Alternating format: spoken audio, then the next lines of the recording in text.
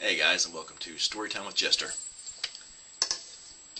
Today I'll be continuing the saga of Andor and his companions from my fantasy fiction novel, The Book of Prophecies.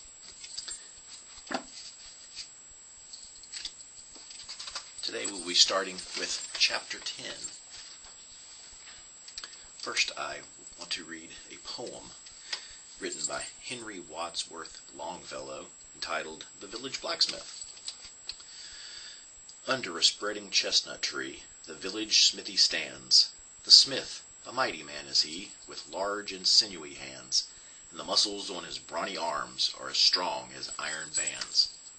His hair is crisp and black and long, his face is like the tan. His brow is wet with honest sweat, his ears whate'er he can, and looks the whole world in the face, for he owes not any man. Week in, week out, from morn till night, you can hear his bellows blow, you can hear him swing his heavy sledge with measured beat and slow, like a sexton ringing the village bell when the evening sun is low. Chapter 10. As the group entered Holt, the stench of filth and garbage permeated the air.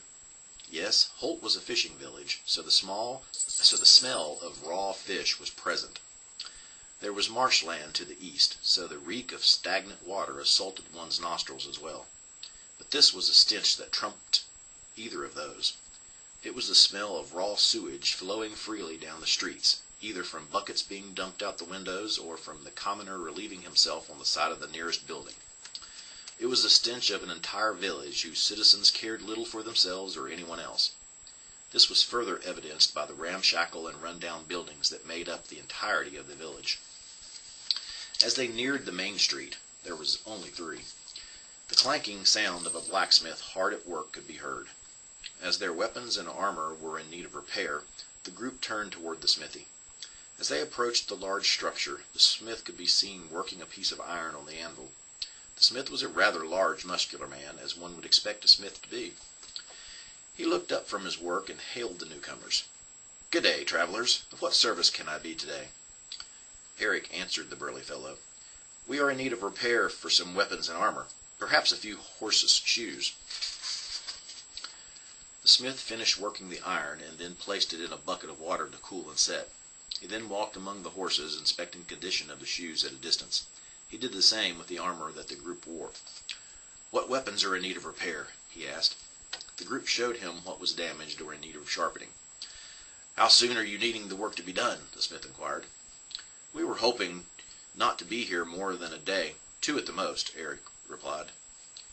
"I have quite a workload already," the smith admitted. "I don't see how I can manage all of your repairs in time."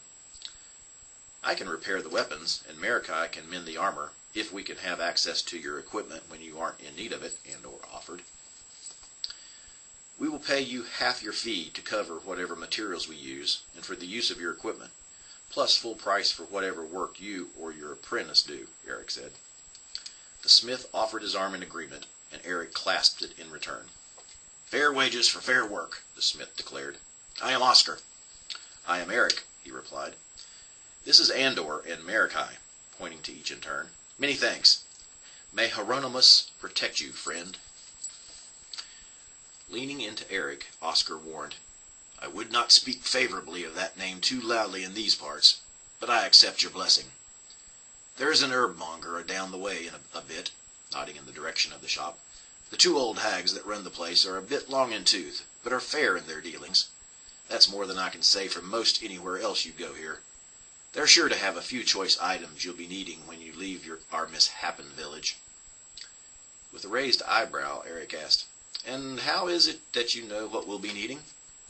"From the looks of ye, you just came from the temple, and mean to be heading back," Oscar replied. "How is it that a smith in a squalid fishing village recognizes such things?" Eric quizzed. "Before I settled down here, I was a mercenary," Oscar answered.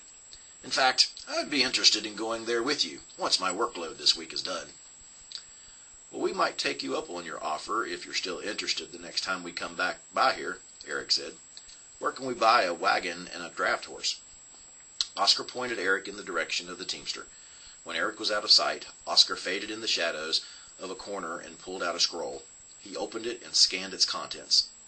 On 3 in 6 lies 9. Chapter 11. After everything was repaired, the group took the wagon back to the temple and loaded it with kegs of brandy, containers of wine, and an assortment of armor and weapons. They then journeyed back to Henwick with their treasure to unload at the Shady Dragon Inn and the trader's establishment. On the way back to the temple, they stopped off in Holt and picked up Oscar, who, as he said, was finished with his work and eager to adventure again. He left his smithy in the capable hands of his apprentice, donned the armor he obtained from the group as part of the deal, strapped on the sword that was also part of the bargain, and climbed aboard the wagon. Once at the temple, the group made their way to the staircase the captured thief told them about. It led to the 3rd level, where they were prepared to do battle with demons and all sorts of evil creatures.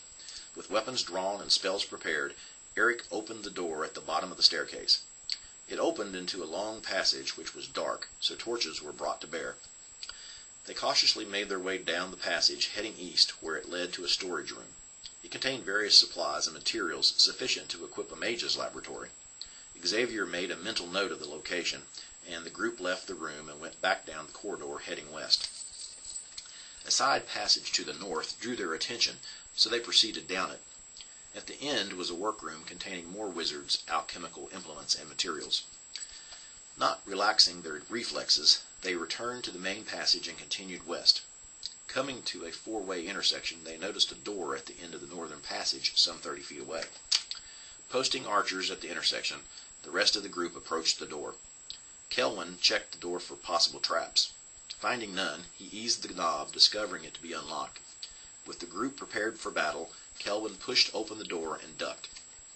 The group let out a collective sigh as they were not met with any opposition.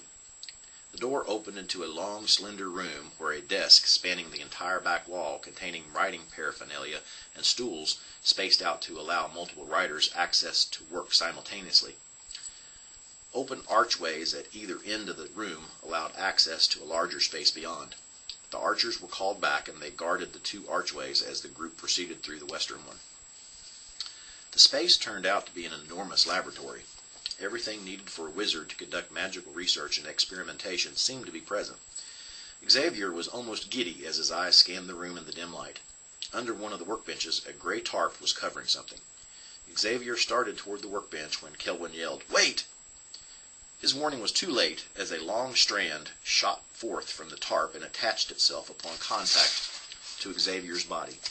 Several more of these long appendages writhed from the form under the workbench, and the group could see a huge eye appear on what was not a tarp, but some hideous creature.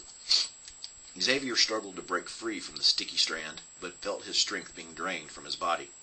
As the strand began to pull Xavier toward the monster, a mouth opened, bearing razor-sharp teeth amidst sticky goo. Jovan and Hawkeye fired their arrows into the beast, doing their best not to hit Xavier. Another strand lashed out, striking Hawkeye and sticking to him. Eric charged the monster, as did Thorfinn, while Marikai began hacking at the strand that held Xavier. Eric thrust his sword into what he perceived to be the belly of the beast, while Thorfinn swung his hammer at its skull. Jovan dropped his bow and rushed to help Hawkeye, but was caught mid-stride by another strand. Eric and Thorfinn continued their assault on the monstrosity, avoiding its attempt to sever a limb with a snap of its teeth. Xavier was just inches away from the monster's gaping maw when Marikai managed to cut through the strand that was dragging him to his death. Oscar reached Hawkeye, and with one swing of his sword severed the strand that held him. Before the monster could attack once again, Eric and Thorfinn put an end to the threat. The beast collapsed in a gray lump on the laboratory floor, its bodily fluids oozing out of the many wounds inflicted upon it. After Xavier harvested it for its prized spell components and alchemical ingredients, the group exited the room and continued west. As they made their way down the passage, Kelwin noticed an ever-so-slight discoloration in the section of the passage wall. He had the party stop while his nimble little fingers caressed the stonework in an attempt to locate a pressure point or catch in what he determined was probably a secret door. After several minutes of probing, what looked like a normal wall to the others separated from the hole and provided entry to a darkened chamber beyond. Kelvin gave a little smile, quite pleased with himself. "Well done, little one," Eric congratulated, then entered through the secret door. "Yes, well done," Devon echoed. "But no. If you are of the same mind as the last gnome that called us friend, I'll carve a permanent smile on that mug of yours." Kelvin's smile quickly faded at these harsh words, as Devon followed Eric. "Fear not," Jovan consoled. "He will not harm you as long as I live." At this, Kelvin's smile started to creep back upon his face. "Unless," Jovan added, "you are a traitor." The smile was gone again. As Jovan joined the others, he quietly chuckled to himself, leaving the confused and rattled Kelvin by himself in the passage. The group found they too were confused upon entering the room on the other side of the secret door. Hanging on the walls were white drapes trimmed in purple, silver, and gold.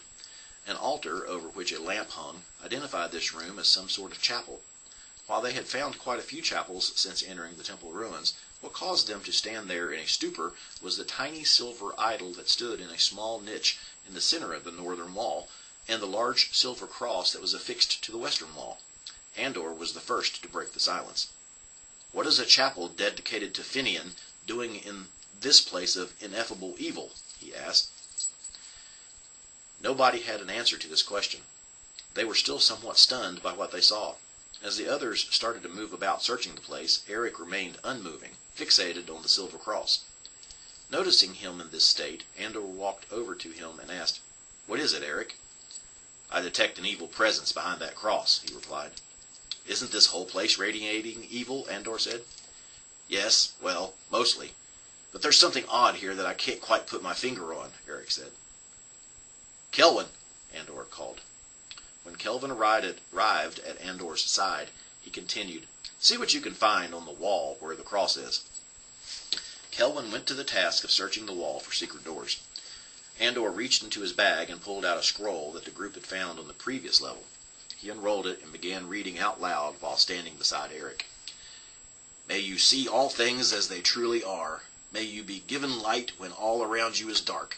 May nothing be hid from your sight," Andor almost chanted as he read, placing a hand on Eric.